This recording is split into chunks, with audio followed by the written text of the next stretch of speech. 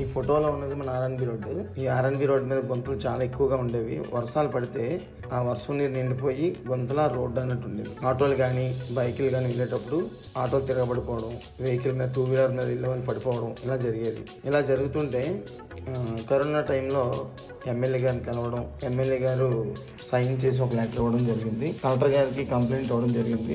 Road చాలా దారుణంగా అస్తవ్యస్తంగా గుంటలతో నిండి ఉందని చెప్పాం. కలెక్టర్ గారు కంప్లైంట్ తీసుకొని సచివాలయానికి కూడా వాళ్ళు రావడం జరిగింది.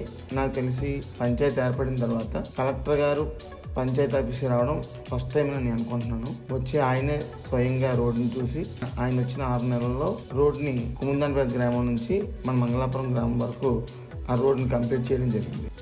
కానీ రోడ్డు వేయకముందు మాత్రం ఆ గుంతలు కప్పడానికి ఇటుకల రద్దు అంతా కూడా తీసుకురావడం, ఆ గుంతలు కప్పడం ఇలా చేయడం జరిగేది. దాంట్లో మొదటగా మై ఫ్యామిలీ గ్రూప్ వారు అలాగే చేసేవారు. మేము కూడా చాలాసార్లు చేసాం. కొందరు పెద్దలు కూడా గుంతలు కప్పడానికి ఇటుకల రద్దు వేసేవారు. కానీ అది శాశ్వతంగా మనకు పరిష్కారం దొరికేది కాదు.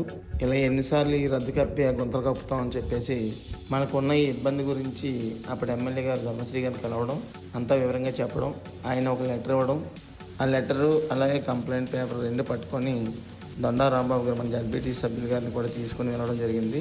కలెక్టర్ గారు వెంటనే స్పందించి మన గ్రామానికి కూడా విజిటింగ్కి ఆయన రావడం జరిగింది. విజిటింగ్కి వచ్చినప్పుడు రోడ్డు కూడా చూసి 6 నెలల్లో ఆ రోడ్డుని పూర్తి చేయడం జరిగింది. ఈ రోడ్డుని సుమారుగా 25 లక్షల నిధులతో పూర్తి చేయడం జరిగింది. అదేవిధంగా ఇటువంటి అభివృద్ధి కార్యక్రమాల్లో నన్ను భాగస్వామ్యం చేసినందుకు, నాకు ఓటేసి గెలిపించినందుకు గ్రామంలో ఉన్నటువంటి ప్రతి ఒక్కరికి కూడా పేరు పేరున ధన్యవాదాలు తెలుపుకుంటూ మీ వెంకట్.